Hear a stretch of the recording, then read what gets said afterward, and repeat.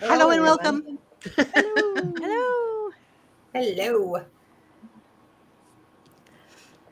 So, our So topic tonight is today breaking up dog fights in the salon. we have a very special guest. Chrissy Newmeyer Smith is here with us, and we are talking about breaking up dog fights in the salon And preventing dog fights in the salon, and Mm-hmm. preventing dog fights in the salon, which which I is a think much better topic. we moved to the You can't really talk hierarchy about one of without the things. other, though, sometimes. Yeah, it's true. It's true. Yeah, ignore the description. The description says dealing with clients professionally. That's what was last week. No, it shouldn't. No, it changed No. I it. fixed it. It says breaking up dog fights in the salon. Not on there. Not on there. Oh, Oh, yours is broken. Oopsies. Yours is wrong. We'll work that angle. It says it on the I refreshed on the it. It's Facebook fine now. group. Hmm. I mean, preventing dog fights is customer service stuff. It's the customers that are more likely to end up with a dog fight in your salon. Mhm, It's coming and going, and in your waiting room, mhm. and in your parking lot, and coming through doors. They make me so nervous. And before we Make me even get nervous. started, if you're not thinking about training your receptionist in a little bit of dog training, behavior, and psychology, you are doing yourself a disservice. Your receptionist is the one out there that's going to have to get between some dogs. So you might as well include them in the conversation as well. Carry on, Chrissy. Oh no! Wow, no pressure. Well, and I think not only like having your receptionist understand behavior, but also being able to boldly tell a customer, "Oh, you can't come in yet. Can you wait Mhm. in a moment outside?"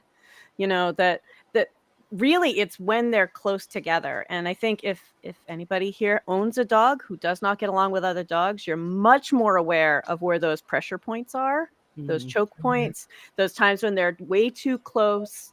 And those are all opportunities for a dog to get stressed and for a fight to touch off. And owners are not good at managing that or recognizing that it could happen. So sometimes we need to manage our owners. Yes, And definitely. that can be just a matter of having like a coffee table or something in the middle of your reception area, just so that they have like some place to walk away from each other, some A visual block. windbreak. Yeah. Yeah. Mhm. You know, Yeah, it kind of interrupts the energy that they're sharing at the moment. well, and if you think about the average Joe is walking their dog on like a 6-foot leash, and if they extend their arm out there, that's another 2 feet. So that dog can get about 8 feet away from them. And then that dog drags them one giant step. I mean, how many of us have a waiting room that's 20 feet wide? You know, we've got this. Okay, Not Angie me. does, but not many, not many. You know, and then Mhm. you have another person with another dog on another 6-foot leash with another arm and another giant step forward. And next thing you know, like you've got two dogs that you can't get away from each other. You know, Mhm. and of course, the owners with the rose-colored glasses, like, "Oh, he would never do that. He's just fun. He just needs to sniff him." I'm like, Mhm. my guys, Well, he's you know, frothing. yeah. It's like, I know my guys would be like, "Okay, I do not wish to be sniffed right now," you know. No, thank you. But I think if we think about like planning out how dogs come and go, I know a lot of us stagger that for a lot of good reasons. So we can actually like get down there and put a comb on a dog and talk to our owners about what kind of condition they're in. Um, I know Mary has talked many times about, checking their gums as part of their check-in. There are a lot of things that we should be doing anyway. And having another dog nearby, I mean, that's really a potential fight waiting to happen, Mhm. you know, and breaking that up before it happens. Like, could you please wait outside just for a moment while we check this dog in? Or even a note on the door, like check to see if there are other dogs in the waiting area first.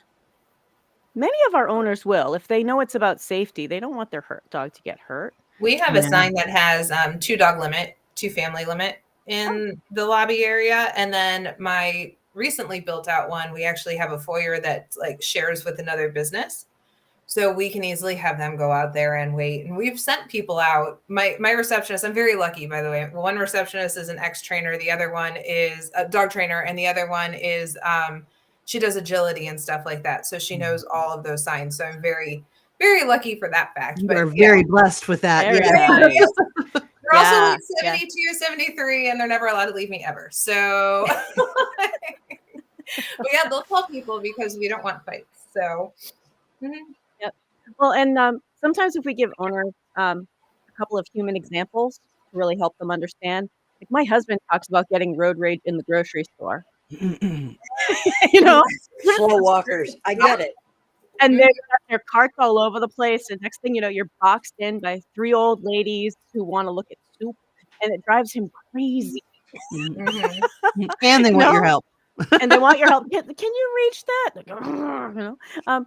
But I mean, we do it too. If we're really enclosed, if we feel pressure, if we feel like somebody's trying to push us through a doorway, and these dogs often, even if they're thrilled to see us, they aren't necessarily happy about being close to dogs they don't know. It's actually not natural for dogs to be friends with every single dog they ever meet. Right. They're just friends with their family. That's just Yeah. what they're friends with. They don't really, there's no big dog party. It doesn't happen. It doesn't happen Right. like that. All right. Yeah. So I have 2 pugs. I have a male pug, PJ, and I have a female pug, Jazzy. Jazzy wants to know all the dogs. PJ, At this age, she is at their 7 months current old. age. Yeah. Yes. PJ wants all the other dogs on the planet, with the singular exception of Jazzy, who he loves madly. He wants the rest of them to disappear. He doesn't like any of them. He does not want to see them. He does not want to interact with them. He wants them all to booger off, except her. He's too permissive with her. Anything Jazzy does is fine. He's chewing on his eyelid. He's like, no, it's fine. It's fine. I'm like, I've got another one. yeah. Like, don't need that one. it's not fine. I'm telling her no. So yeah, there are like some dogs, and he is a lovely dog with people. He is not a lovely dog with other dogs. So, and Well, and I think a lot of people assume that a good dog is a dog who's good with other dogs, and it's part of this the modern day dog owner just thinking like, oh, they're great with other dogs, and I'll put them in doggy daycare, and a lot of dogs do not do well in those situations. Right. The marketing of it is even, hey, is your dog bored? Come on, we got a dozen dogs down here for him to play with. And it's like so against their nature. We drop treats and toys, and it's all going to be great, Yeah, and it's and so not many natural colors for and so many sounds and- dogs. Yeah. Yeah. I mean, the ones who love it, love it. There are a lot of dogs that just love it, but a lot of our breed groups actually just age out of it. The herding dogs, like my guys, up until about a year old, they're like, yeah, sure, I'll play with strangers. And after that, it's like, whoa, pump the brakes. We don't know each other. We can get to know each other, but I don't need to just wrestle with randos in the park. Right. We I don't. briefly- yeah, Do I we briefly wrestle worked- with people in the park? Right. I briefly worked at like a Chris is toy, like, "Maybe." a toy to mini daycare. And I would just do the little fancy little dogs for the Scottsdale ladies or whatever. And I just did it briefly. Lovely place, clean as a whistle. Talk about high end. It was probably more high end than I could even stand. That's probably why I didn't last there very long. I couldn't take it. I was like, oh no. These little dogs hated everyone. They hated everyone. They made one friend, and they had to have enough couches and chairs and little boxes and this, that, and the other for everybody to have their own. It was the funniest thing I have ever seen. Like 2 dogs would come in and they would play. So they had to be booked on the same day because those are the only ones that played. Otherwise, they just sat around going, ew. Yeah, a lot of the time there are dogs that it almost looks like they're in a library and they're all doing their separate reading assignments. Yeah. But And really, they're that's ideal. supervised. That's actually what you want.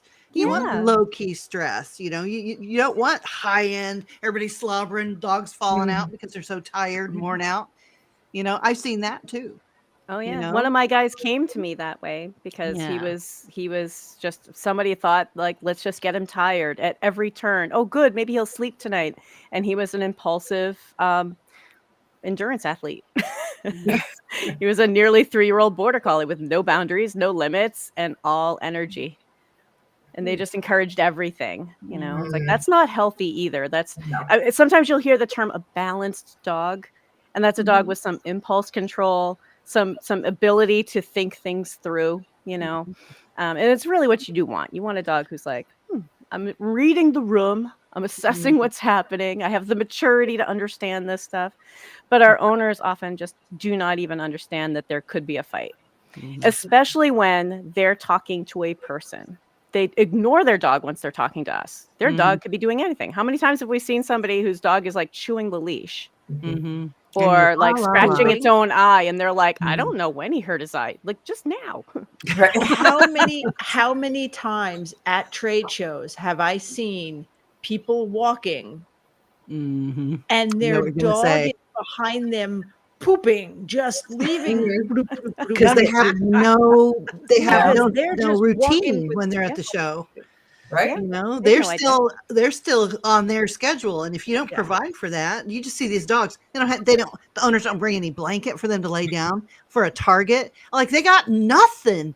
You know, the dog's panting. Like, oh yeah, we'll get him some water here in a minute. Oh, I wanted to go look at that. I'm like, Yep.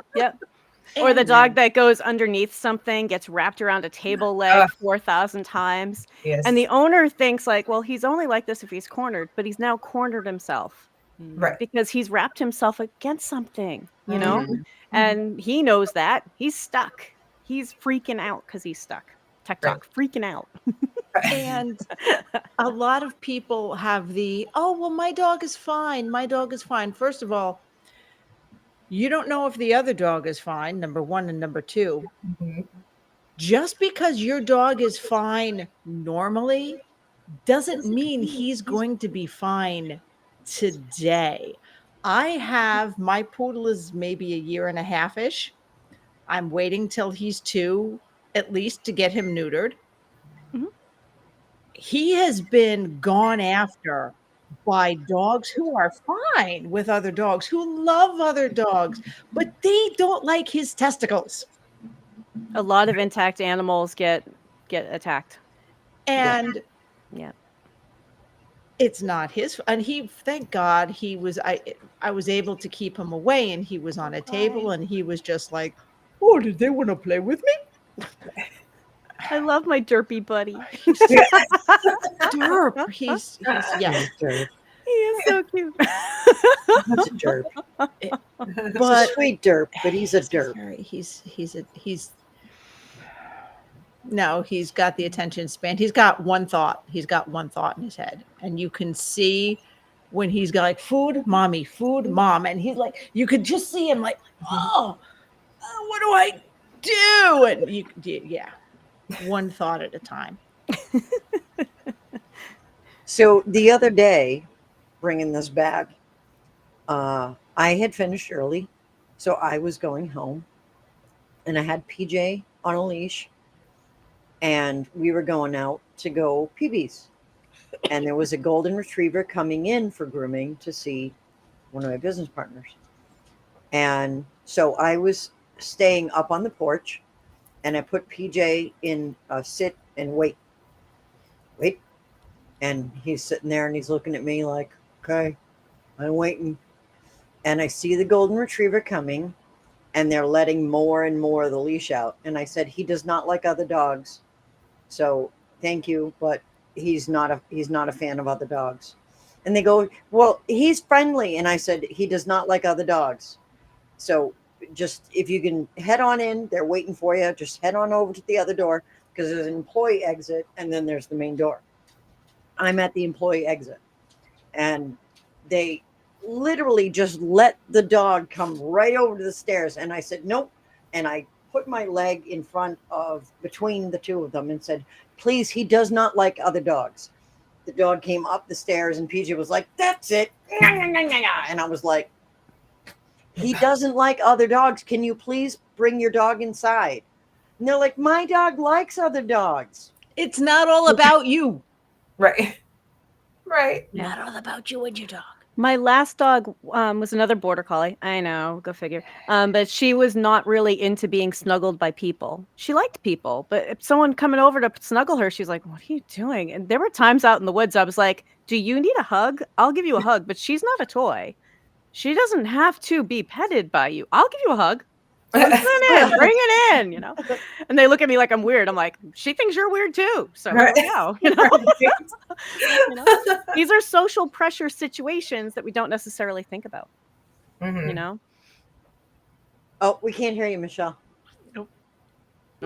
Imagine standing in the middle of a blind convention, and a huge percentage of them actually have leader dogs. And the people who are just there visiting the conference or having another conference and seeing them in the public walkways, I can't even tell you how many people. There is signs everywhere. Please don't pet the dogs. Please don't look at the dogs. Don't kiss, make kissy sounds at the dogs. They're working. These people are depending on these dogs to take up places like that. And it just, without even thinking about it, they just go in. They go in for the scritches. They just go in. They can't help it. But okay, I'm sorry. I have to clarify. You spoke perfect English, but my brain just broke. Your brain just broke. Guide Not dogs. pet dogs. Right. Like service dogs with a vest and a leash, whatever. There's not an excuse for that either. But guide dogs for the blind have a really big harness and get up, and it's freaking obvious that they are a guide dog. Ugh. That This is person, why. you're telling me that what? Yep. And this is why the percentage of the blind is so tiny. And then the percentage of the ones that have dogs are even tinier. So when you see them all in one place, it's like, oh, a petting zoo. And people don't, if you are not in a blind person's life on a regular basis and see what they have to deal with and understand what you can and cannot do to make them feel comfortable or communicated with. Mine too, Jamie. He's completely blind. That's why I was at the convention. But Or did she yeah. mean the people who want to pet everybody? Yeah, Or they Jamie. just they can't not do it. They Yes. can't not do it. There And- was a story Well, it's also. Oh, sorry. on, I think it was the New York Times. There was a woman who was thrown off of a public bus in New York Mhm. who Yeah, I was read the story. blind. Mhm. This was her guide dog, Mhm. and the bus driver, a woman complained that she had a dog on the bus, and the bus driver said, "You can't take the dog on the bus." And she's like, "This is my seeing eye dog. I'm blind."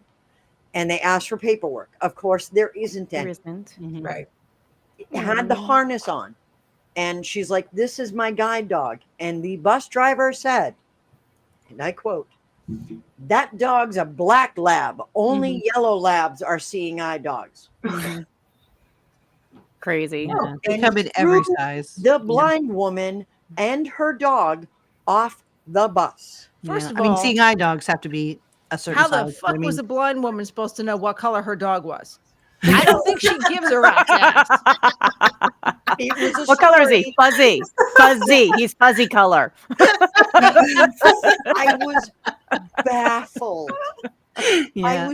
This Oh, happened. It was man. in the paper. Crazy. And that's just a matter of marketing it, though. Like I said, they're a tiny population. Mhm. And sometimes guide dogs fight. It happens, even though it's very, very rare. It happens because of pressure. Because dogs, Chrissy, work with pressure. They if that's how pressure works, especially when you're training, they want to relieve the pressure. So if you apply it in a psychological way, then you're going to get that result that you want, because they're trying to avoid that pressure. It's uncomfortable. Who wants to stay that way?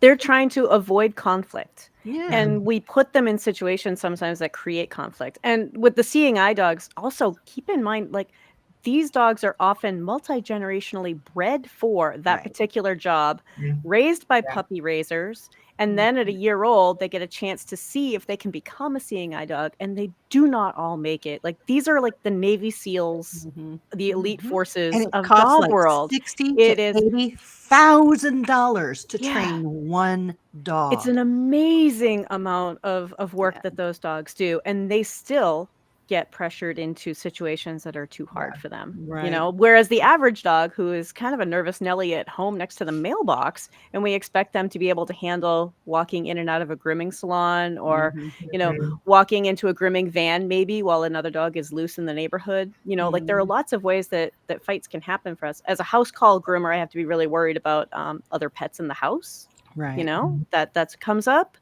you know, that you know, one of them gets put down off the table and his buddy comes charging over He's mad about it. you know, like you think about like comes charging over and now he's like, "Ah, leave me alone," and break into a fight. Like there are lots of different pressure points and scary things, you know. I've never done house call. I didn't know that was a thing. Yeah. Redirection is real. Yeah, yeah. Well, you think about Yeah.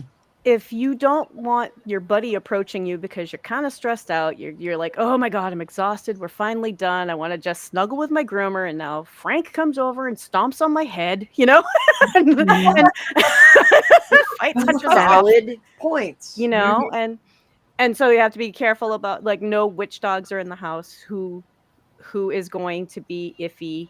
But you know what? At the end, I think we should assume if it looks like a fight, assume that it is, because that's just plain safer. You know, there's no harm in assuming it was a fight, because if you think, oh, I think they're just playing rough, It could be a dispute. it could be. Normally, I just assume that it's a dispute until I see otherwise. Unless if they stop and they give a play bow, then I'm like, all right, you can continue, but I'm watching you because they're having so much fun. It can escalate. And And dogs if you do have that prey thing that something happens, and any dog has that in their brain. You know, they get too excited and they get that level of excitement that's special to them. And once they're over the threshold, they're just a maniac, So, you know? so can I tell you something that happened to me last week? So one of my clients was leaving my home and she clearly had her dog on a leash, and he is good with other dogs. He's got doggy friends. He used to have a big brother. So as he was leaving, one of my neighbors is coming down the street with their big, lovey, derpy pit. That's fine. That wasn't the issue because she stopped and, you know, kept far back. The issue was the derpy pit's new little sister, the little pit puppy, who wasn't on a leash. Oh no. oh no. Who ran up to the doodle and was like, "Oh my God, can you be my friend?" No. And fortunately, my client was a dog person and awesome. And she was like, "Oh," she was trying to like say hi to the puppy. And the puppy was like, "Screw you." I mean, super friendly, lovey puppy, loves humans, but another dog trumps humans. Oh my God, there's another dog. Oh my God. Oh my God. And she was like jumping on him and he went, "Oh no, I want no part of this." And did the very polite dog merp. No contact, no, just the get, you know. And she went immediately whoop, on her back. "Sorry, what wasn't I supposed to do again?" And went back at him. So fortunately, I was able to somewhat scoop her up and hold on to her very difficultly. She was like super wiggly until my client got in the car because I didn't want her to have a bad experience as a baby because the older dog was doing what was correct in doggy communication and correcting her behavior because the people weren't. Yeah. And he was trying to teach her manners in his own way. But that was just a little scary. Because that could have gone horribly wrong. And I think one of the things that groomers might not know, because when I'm wearing my dog trainer hat, like everybody thinks they know what groomers do and everyone thinks they know what trainers do. But when you're wearing your trainer hat, a lot of the dogs out there have issues with other dogs or have issues with people. It is one of the most common problems that we see.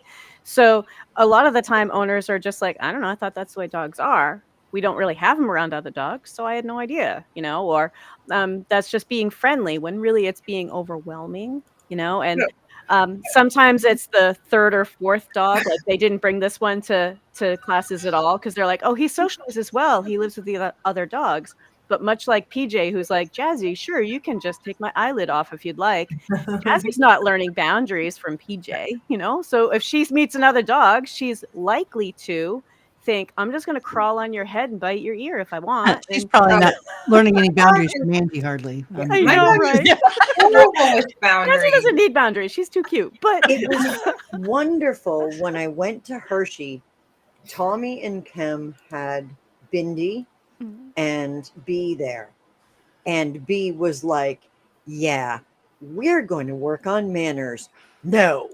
And Jazzy was like, wow, okay.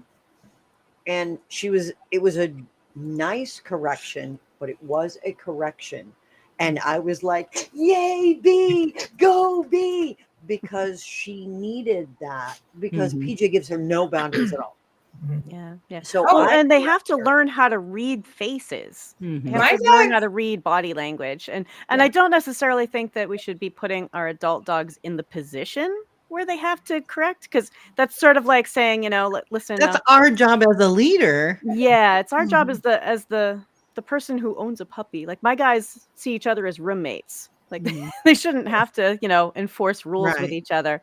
And Well, we were honestly, it would cause giving problems her if they did. boundaries, but when Yeah. she was playing from time to time, she'd get a little too rough. So I'd go, ah. And Bindy's like, stop that. And I was like, okay, so is she? And Jazz would go, okay. And then she'd play nice. And before I could get there, you know, I'd give her the verbal, and Bindy's like, yep, I'm on it. And because I can't, she's too fast. I can't chase her when they're running amok. I can't keep my hands on that little booger. Well, and I think knowing your dogs, so my dog's highly inappropriate. She like runs up to dogs to their face and licks inside their mouths. I don't know why she hasn't gotten her face ripped off yet, but for whatever reason, this is fun. And she loves licking inside a dog's mouths. And that's what she learned. But I also know this. So like I know she's inappropriate with mannerisms and meeting. So you have to be aware of your dog's shortcomings where owners don't tend to be that way, right? Like I know it's inappropriate. Other people think it's funny. I'm like, no, it's not funny. She's going to get her face ripped off, and she should, because that's rude. Like she should not just go run up to dogs and lick in their mouths. That's gross. So And our owners definitely can't figure that out while they're pulling out a credit card or checking their calendar. Correct. You know, So like I they're doing something else. They're like, "What do you mean I need to see the vet about his ears? What's going on?" And they're in a conversation. That dog's doing anything. Who knows? Yeah. Yep. So it's hard. So I guess I would love to know, because I've had dog fights amongst my own dogs in the past, and it's been a long time. But I never knew strategy. I mean, I was like young and I didn't know strategies on how to break them up. And I've always had pitties and pitty mixes and the bully breeds. So they're, you know, they do their thing or whatever. And, you know, like working with them. But what should people do in a salon setting? Like, what should I train my staff to do in those situations? So there are a lot of answers to that. And I Okay. think the first step is assume that even if it's rough play, that we need to separate that. These dogs don't know each other. Even if you think it's playful, let's separate that out. You know, like, listen, you guys don't know each other. We don't know. Maybe he's contagious or has fleas. If that's what you have to say to somebody for them to go, oh, I think I need to, you know, maybe back my dog away, you know. Hold on a sec. Apparently, I need to plug in. Thanks. But first of all, you know, if they're playing and stuff, like owners are going to be like, oh, that's so cute, but it's really easy to get overly ramped up or find a little spot of food or somebody drops a toy or gets stressed out. We need to separate that out. A lot of our play can get too rough.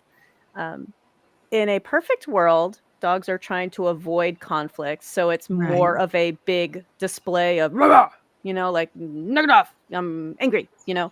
And a normal would be like, oh, whoa, okay, back away.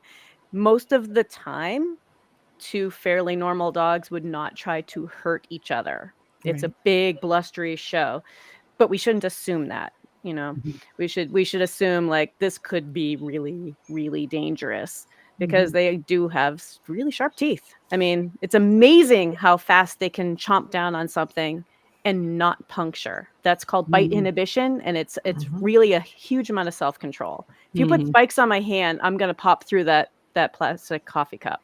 Mhm. You know, Mhm. that when we think about that, they're really showing some self-control. But these dogs don't know each other, and it's Mhm. really hard to tell what's going to happen, especially if an owner starts to scream.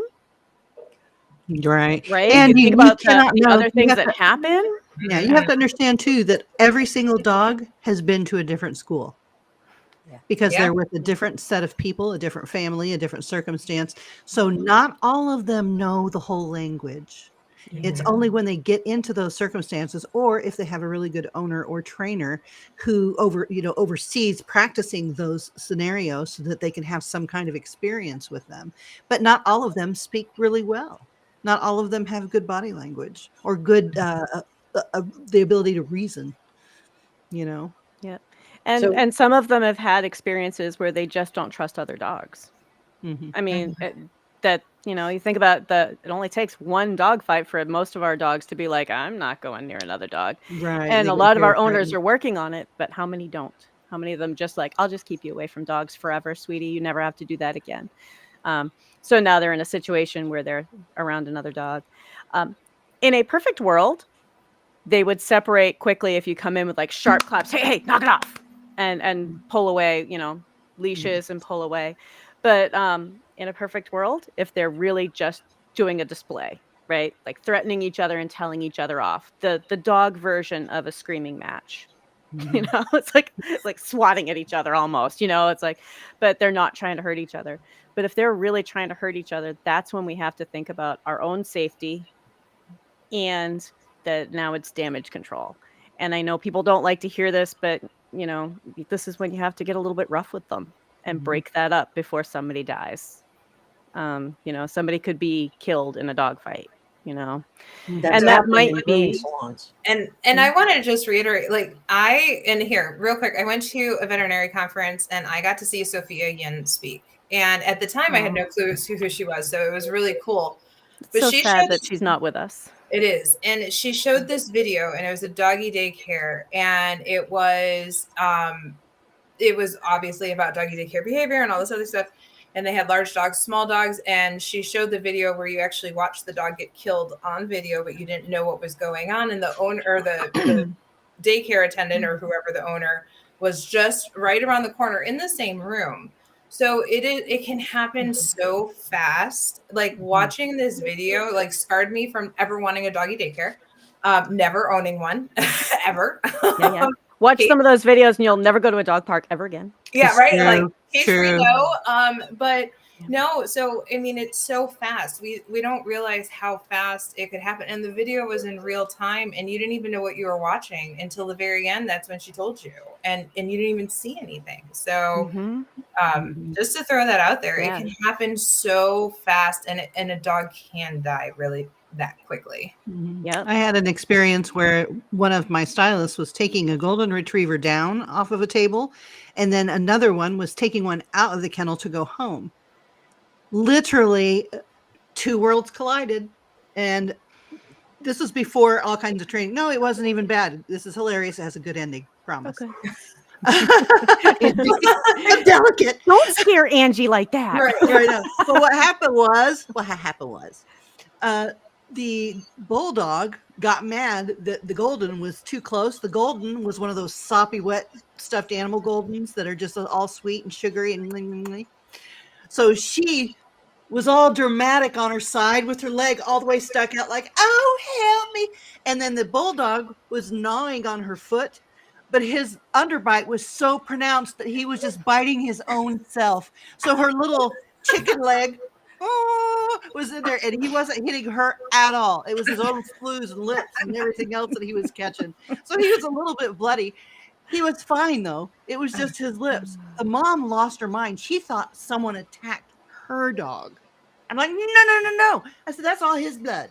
Because I invited her back. I'm not going to, Right. That was the issue. Right. Come on Yeah. back.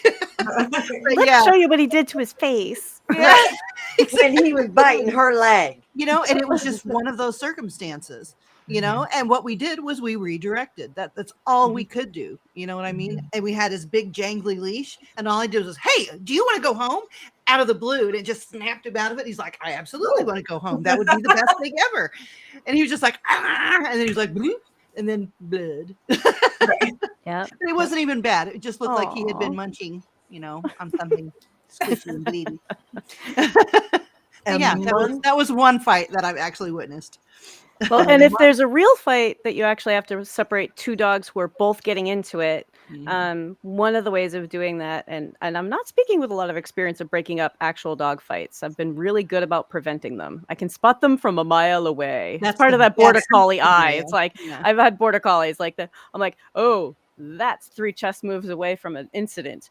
But Yeah. but one of the ways to do that is you need 2 people, and you kind of grab the back legs by the flank and lift them up. Lift up the back legs, wheelbarrow style. They're kind of like, what am I doing? And that's one of the ways. But if they're really locked on, I know Michelle can probably explain it better. It's There's a point where you choke-out put time. your arm And you're around not that trying dog's to neck, kill the dog and or you're just trying to get him to let hurt go. the trachea. You're simply Yeah. taking away the oxygen with Yeah. enough time that the dog eases, they let go, and then you take that towel and you back them up. And it is scary. It And is if you scary. don't have practice with actual wrestling, I recommend every groomer, every woman, spend some time with tumbling and light wrestling work so that you get used to having to get physical with someone. Angie, this is a lot of things that you teach as well. You have to get used to the experience, and that's horrible to say. We're not going to start a bunch of dog fights weekend, but you can absolutely spar with each other. You can absolutely, you know, learn how to do it safely because there is a safe way to do it. And if you are choking a dog out, realize you've got them in a sleeper hold, right? Their face is right next to you. So you got to be on the money. You got to be on point. Yep. And that takes absolute practice. Yeah. And like I said, that is your last resort. That is the last resort. And after that, somebody's dying. So that it's not something that, oh, they're going to fight and go over and choke them all out. Right. That's not the first step. The choke out hold is the last step. Yeah. Yeah.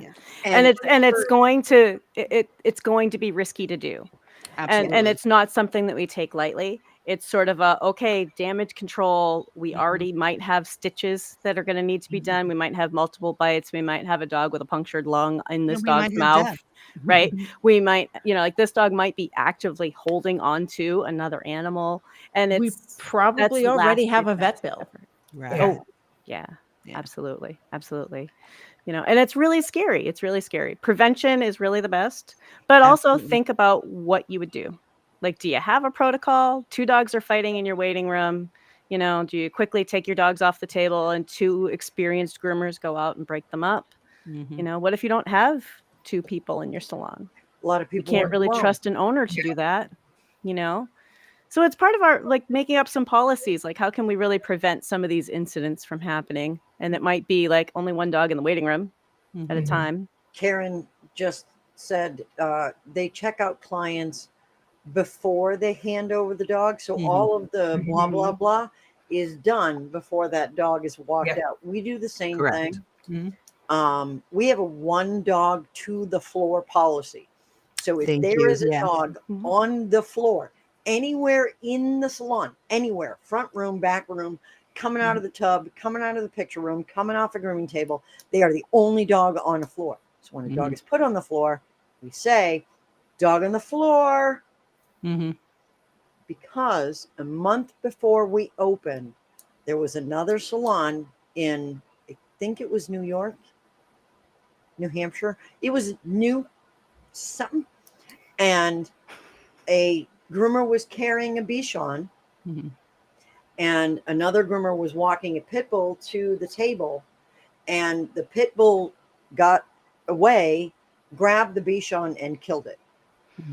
So even if a dog is in someone's arms, dog on the floor, because there's a dog on the floor, whether it's in my arms because it's a 4-pound Chihuahua, or because, you know, it's a dog that can't walk anymore and must be carried. Mm-hmm. Whatever the case, dog on the floor, one dog to the floor at all times. I like And this that. should be a regular protocol as well. This is part of your protocol. We Yep. do an inordinate amount of fear and trauma recovery, aggressive dogs. And I'm telling you, we have protocols in place how to pass, how to kennel, how to de-kennel, how to greet, how to go on and off the table, how to go in and out of the tub. Like, we have that. So there should be no reason for that. I also put them through lead training. There's a way to use a slip lead and there's a way not to use a slip lead. So you just don't put it around their neck and make it taut and then walk along. It's got to be up near the jaw. That's where you're going to have the most control over that dog, if in fact they don't Right have behind the a bone. face harness. Yeah. So that's where you want to put that. And don't hold to the handle of the slip lead. One hand should be in the handle. The other one should be right down near the neck. That's where you're going. And it should be up on the jaw. And then when you will pass closely, both dogs should be on the outside and the two people should be on the inside. So there's a lot you can do, and you are responsible. If you are holding the leash, you are responsible. I did a whole training thing for a veterinary hospital one time. There was a person there, a technician, who had a very reactive dog, her own dog. She was holding the leash. She was getting ready to go. Somebody was trying to pet her dog, and she was talking to another receptionist. Well, the girl got bit. And then the technician was like, well, Lucky is not, he's not a nice dog or whatever. And I'm like, oh, no. Contraire. Whoever's at the end of that leash, the dog has to be able to trust that they're going to take them out of an uncomfortable situation. And if you're just talking to people or whatever, and you have the handle of the leash and your reactive dog or scared dog or traumatized dog is behind you trying to get petted by people, you're headed for a lawsuit. Oh yeah. So If we treat all of the dogs in our salon settings as if they are contagious and that they could be aggressive, then we're going to be a little bit more naturally like, oh, I don't want him within a certain amount of feet of another dog. So if we do need to pass in a small area, like, oh, I'm going to need to go over there. Can you guys move so that I can get past you? Not let them near each other. And honestly, sometimes that's what helps us to think about it, is think about them as contagious, because maybe they are. I mean, we know that there's all sorts of stuff out there. And Karen made a good point. I don't think we read this out loud in our comments, that they check clients out before they hand the dog over. yeah. So it minimizes the amount of time the pet is we in the just did that. lobby. Okay. And I just that wrote way that. it's done and they're gone. And if they're not, if you have to physically show them something you found on the dog, then you're both right there paying attention to the dog. So I agree. I mean, And what if they try not to pay? I'm not giving them their dog. They need to pay me the money first. Sorry. And I'm going to throw out there too. I think a lot of non-trainers think that dog training is just obedience. No, it's not. Well, until she comes back. No, training is not just So obedience. if we have a dog that Carry is on, Chrissy. particularly in obedience, that it's also, if a dog is worried about other dogs, we can tell them a training class might be perfect for your dog to learn how to be around other dogs, to be on leash, at any age. I think that there are lots of different types of training classes out there.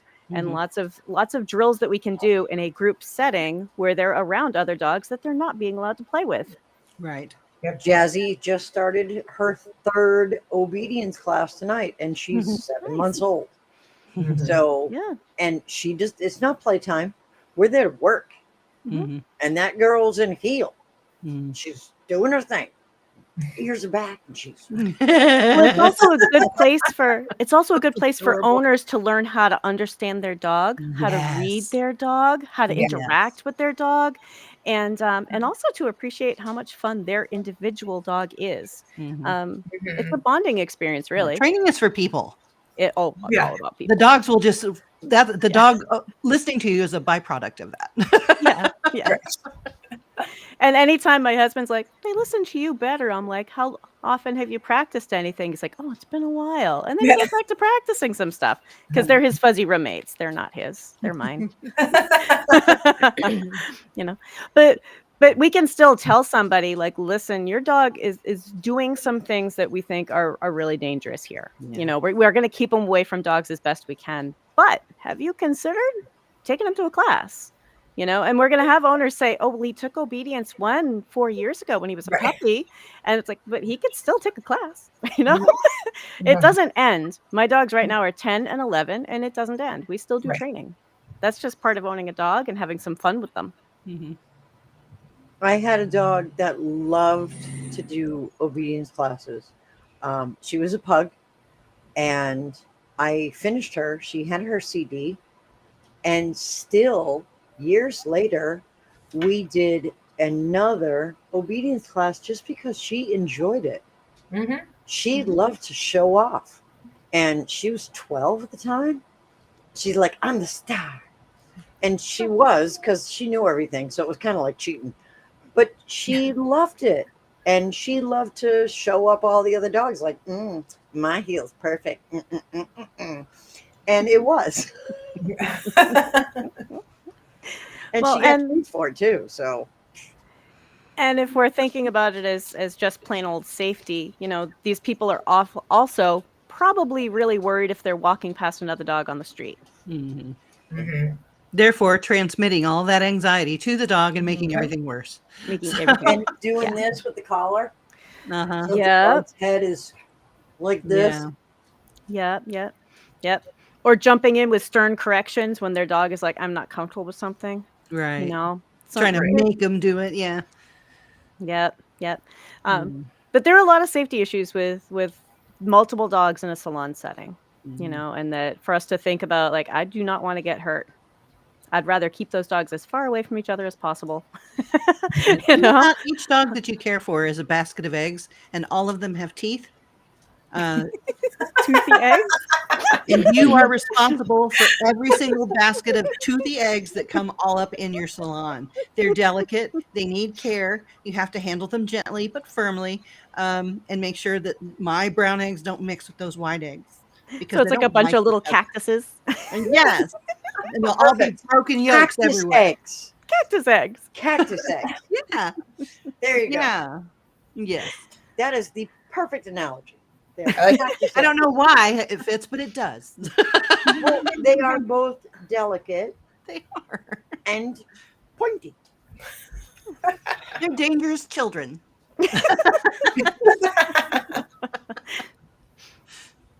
Well, and I think if you've ever been like seen a dog after a dog fight, and been checking them over, it becomes really, really clear just how much damage can happen in half a second.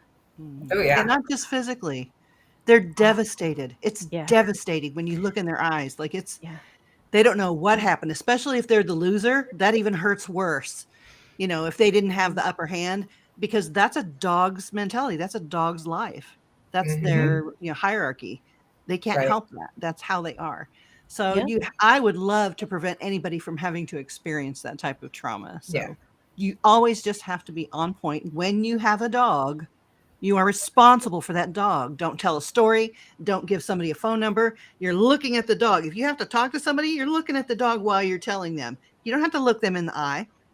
You're watching to see what the dog is doing and making sure that dog's okay in your care. Once they hand you the leash, it's on you to make sure that dog is safe. And if that dog doesn't feel safe with you, he will then fill that role and defend himself or herself. Yep. So, And I'm going to add here too, while a dog is in our care, we are responsible for them, but we do not have to take every single dog into our care. If you see a dog that this dog is like making the hair on the back of your neck stick up, it's okay for you to say, I'm not taking him in today. Maybe it's just because he was just growling at another dog and he's all wound up, but think about it. Like, don't risk it. All right. So this is what happens. I don't know if you can see how this finger is not straight. Mhm. It never will be straight because I looked over the half door. This is in another salon I was at, not my salon. I looked over the half door, and that dog is saying, I'm bite you. And the salon I worked in, I was not able to muzzle the dog. We were free, sulfate free, muzzle free, cage Safety free, free. all the free, everything's free, except for grooming. It wasn't free. Probably underpriced. Underpriced, really free. Free. Really free. Angie's working for almost free. So I invited the owner in and I said, "Does your dog bite?" And she said, "No." So I said, "Would you put your dog on the table, please?" Because I did not trust the to myself to put the dog on the table. She put the dog on the table, and I'm standing there and I'm going, mm-mm. And my gut is saying, "Don't touch, don't touch, don't touch." Listen to that. So I just reached my hand and I ever so lightly touched the shoulder. And he broke and dislocated my finger. It was pointed sideways. And then chainsawed up my arm until he punched himself in the face with my fist that was hiding my head as he was Hopefully protecting your neck. right. And as I stood there dripping on the floor as I backed up, dripping blood, and I said, "I thought you said your dog didn't bite." And she said to me, and I quote, "The other groomer was faster."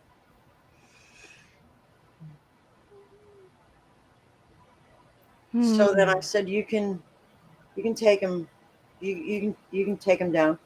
And she said, "What? You're not going to do the nails?" I mean, there's literally a pool of blood beneath my arm. I know this isn't a popular idea, but it's okay to punch an owner. In the throat, right? In the You know, throat. Just saying. it's okay to punch an owner. It's self-defense at that I would point. say they at put their this weapon, pointed it at you. At this just point, said, with Denise is being very politic. So I'm going know, to look, say they're being all 3 grown out up. of 5 groomers say it's okay to punch to throw a punch the owner at that point. So I'm going with throat punch. So it's now officially a popular opinion. so I looked at my finger that was Or just put them sideways. in front of their dog's mouth. You can block with an owner's head. It's I fine. grabbed the finger and twisted it straight. Angie. And then I said to her, "Get out." Mhm. And then I reported it to animal control only to find that that dog had killed her 3 cats in their house. He had eaten them. Mm. Yeah. Yeah. Yeah. So Yep. do pay attention to your gut instincts. And If you Carla's are talking about afraid, somebody asked him to brush the dog's teeth. yeah. Right. If you And are muzzle him? afraid, don't do the dog. If Okay. you're afraid, don't Yeah. do the dog. If you have trepidation, if you have nausea, if you are not sure, or if you are anxious, do not do the dog. If the dog one gives will you the be mad fish at eye. you, and you will still live to groom another day. It's not okay for to say everyone. no. Okay. I have had dogs come in my salon. Now I am the owner, and I went, no, I'm sorry.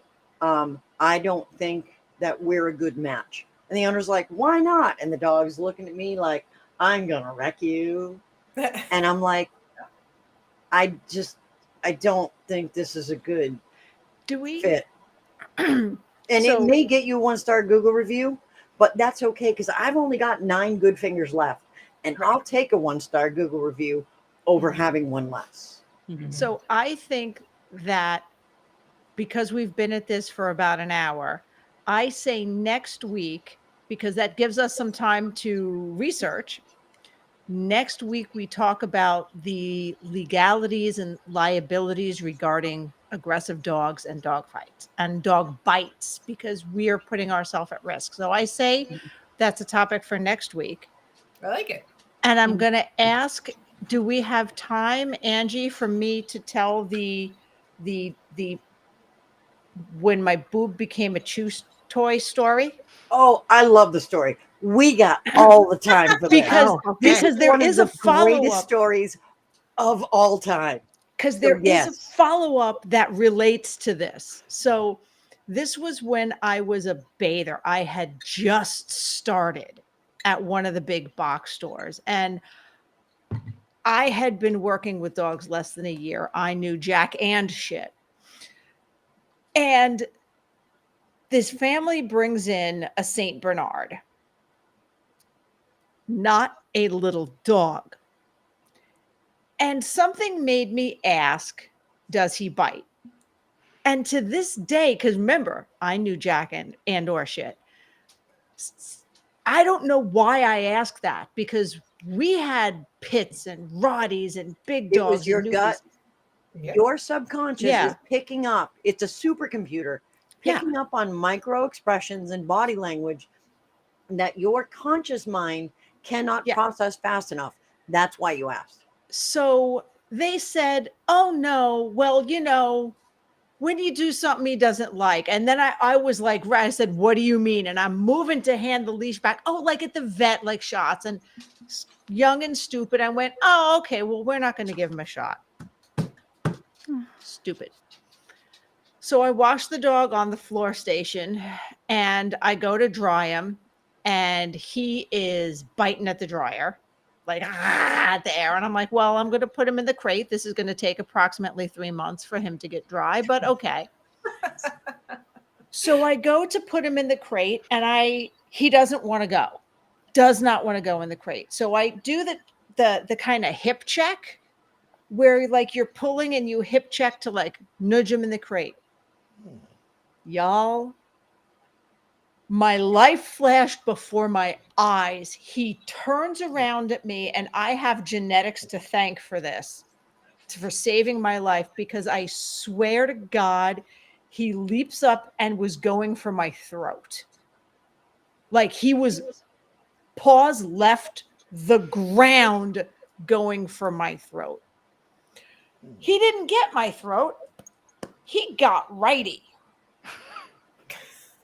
Whole And- mouthful of boob. He went chunk, chunk, chunk. And actually, it might have been lefty. I don't remember at this point, thankfully. I think And I'd you don't remember need to that. check for scars Right? on camera. Sorry, I think it She's was still no, blocking it. It was I'd left. remember. It was blocked, mental block. It was lefty because so he goes chomp, chomp, chomp. All of my life I see, and I just let go of the lead, and he backs off. So I have my smock. I am holding myself. So the smock is unzipped. I'm holding myself going, oh yeah, it's funny now. It's real funny now. It was not just And scary like at the Carla time. said, it's funny and awful all the same Yes. time.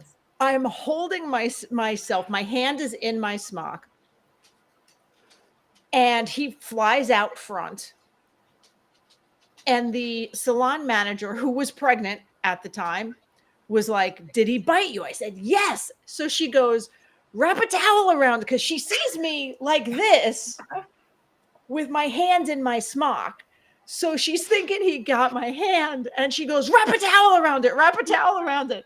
And I say, and I quote, I can't. He bit my tit.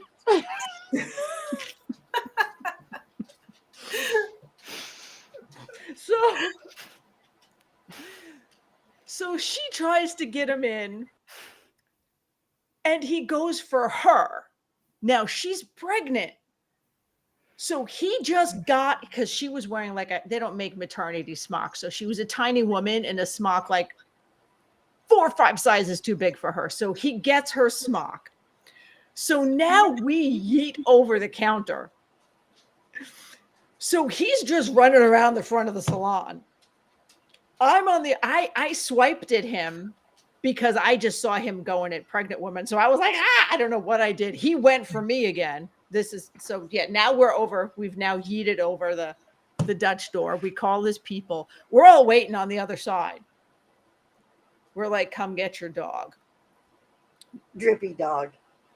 I lost modesty for a minute then, because I was like, I went in the back with an employee, and I'm like, I'm going to the doctor. There were puncture marks in my bra. Fortunately, it was a fatty area. I was not actually injured. I was bruised all hell. Very, very tiny punctures. That seems So hideous. the part that not relates to this story is I submitted a receipt for a new bra to the store manager because I went, this is not, and I was just like, shoes wear out, pants, clothing. I should not have to buy a new bra. These girls are not small. I can't just go to Walmart This is a $50 bra that you're It has gonna have steel to replace. reinforcements. Come on. I mean, this Things is are like not whalebone extra-wide corset type strap. level support I need here. This is why it's one of my favorite stories ever. And I just was like, boom, like this is happening. No, I didn't ask him. I informed him that this was You'll be happening. buying me a bra. And he But they looks at me paid and it. goes, yeah, he was like, Good. I guess it's a miscellaneous expense. That's a fantastic story. It's replacement equipment. Right. Yes. Yes. So how this also relates years later, and I know Saint Bernards are not long-lived dogs, right? So I don't know the exact amount of years later. I don't know if this is possible or a thing. And I was working years later at the other Big P, and somebody comes in with a brand new Saint Bernard that's older. And I've been grooming years at this point, and I don't remember the names. Angie. You'd think I would, right? I don't remember the names of anything. Nipsey boob. And I look his at it, name? and I don't think he had his Boob-biter. rabies. So I look at the dog, and it's an old dog, His and name's the dog Motorboat. looks at me like, Oh no. I remember your boob. It was tasty. they're very memorable. And I look at the young man holding him, and I remember the vague age of There's a boy. the boy the first time, and I kind of age up in his head, and I go, this could be that boy. And I was like, we are not taking this dog today.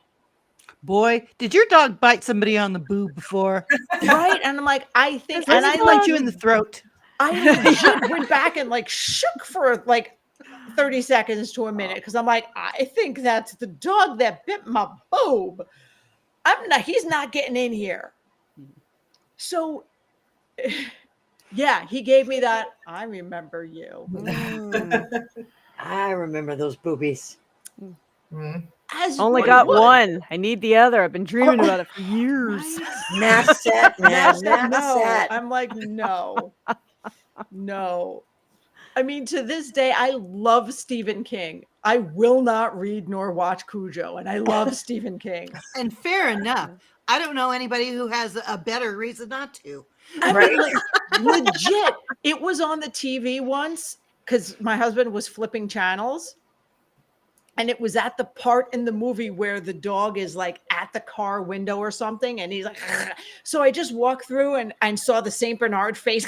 And I'm like, yep, that's exactly what it looks like. Turn that channel right now. Like, no, that's no good No. dog actor. No. I know. Hard How pass. did they get that dog so angry?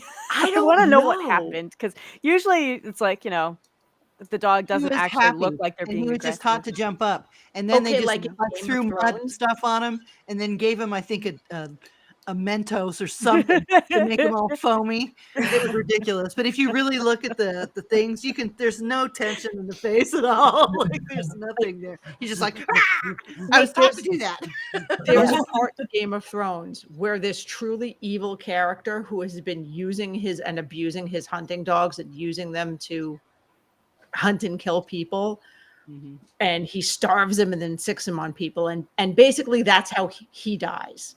And sorry if that's a spoiler, the show's 10 years old by now. It's Get a over fitting it. end. I don't But think I have to worry about Game of Thrones spoilers. right, please. Winter comes. Let's talk about that. Winter has come and happens. gone. But It it's a happens. mastiff type breed. Yeah. And they're showing it in this high tension moment, and it's, oh, this guy's going to get ripped apart by his dog. And they flip to the dog's face, and I swear to God, the dog is going, "Er?" And I Because just, they're holding his little toy in the back of the camera. Going, legit, he's got the derp head tilt, and I went, I'm going to derpily eat this man. Prefer I'm going to derpily lick this man to death is what I'm going to do. He licked him to death. What they do is they smear like it's tuna fish on your body High for the dog value. to attack you. and they're like, no, no, no, no. All they're doing And is you're like, actually eating, yeah, eating the tuna fish That's awesome. off of your body while you go, ugh. Can I do a digress real quick? Yeah. That just reminded me of the giant guinea pigs of South Park. And they were all in their little outfits, but they'd feed them like a raspberry, so they had all bloody mouths. But then the cartoon people would be like, ah, and they would be like chomping them. Okay, I'm done. I loved that one. I loved that one. They do that with bunnies. You give a bunny a raspberry. So, okay. So I had a bunny come in for Halloween, Mhm. and the owner's like, I know we're going to do the picture. And I saw somebody else in the vampire cape. Can we put the vampire cape on him? And can I give him a raspberry? And we're like, oh, I'm in. I'm in. So I gave him his scissor cut. He was an Angora. And here's your raspberry. And he was like, oh, and I'm like, poof, poof, poof, poof, poof, poof. I did not post them publicly, though, because I promised her I would Because not. people freak out. Yeah. Because she's like, yeah, I don't really want any backlash because people can get weird. And I'm like, no, I will. I want one for myself. I'm keeping this, but I will never post it. I promise. But I will airdrop them all to you. And she's like, okay. It That's was awesome. the cutest picture ever. Little Dracula. Yeah. I have a whole bunch of flyball pictures of one of my guys because he gets so intense and he's got crazy eyes, and his teeth are showing. He looks like he's morphing into a dragon, but it's not hitting his eyes, right? Like the furrows in the brow, those things aren't there. He's just like, I'm so excited. I love the He goes fast cat crazy. pictures. A bunch of my friends do fast cat with their dogs, and the dogs are like, and they're It's like the joy. happiest, but it's all down here, Yes. but it's not. They don't. It's and they're beautiful. They're beautiful because they're just like, oh, yeah. I love those. I love those. And Kayla, what the movie you're looking for is Holy Grail. nerds. Say it with me here. Monty Monty Python. Python. Python's and Holy the Grail. Yeah. Yeah. Get All the right. holy hand grenade. Yes. I think I've sold my armor. And the count shall be 3. We are no longer the knights who say nee. We are now the knights who say icky icky icky pretend group boy. And they didn't hear the geek out before we got started. No, you guys missed Talking that. about You missed the magic freak wands out. to keep in your salon to prevent dog fights. Oh, and, man. Okay. The All right. bards On singing that them note, on. So really, before we go, Yeah. don't punch clients in the neck. We were joking. We were kidding. Do not front poach clients. Threaten to, but It's don't. fun to think about every once in a Yeah. while, but I don't recommend Right. hitting your client. yes. No.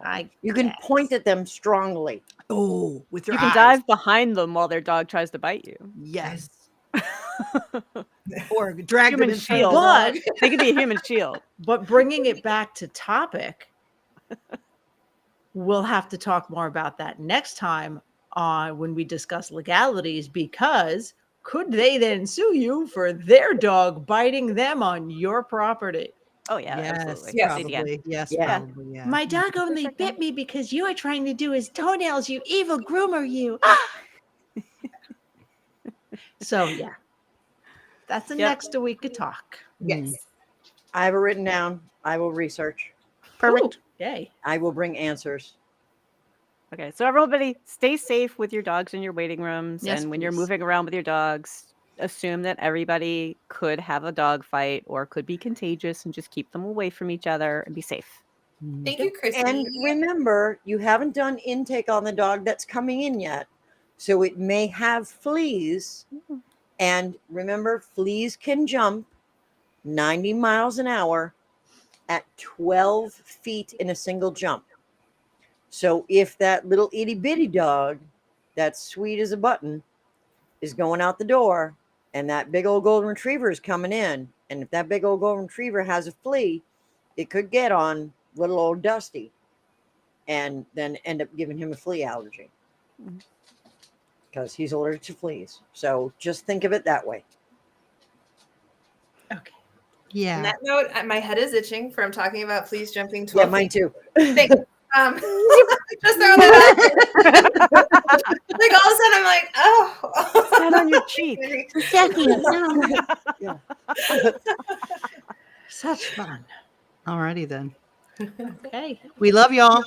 Bye. Thank you. We'll Bye, see you next guys. week. Safe Same travels. bad time, same bad channel.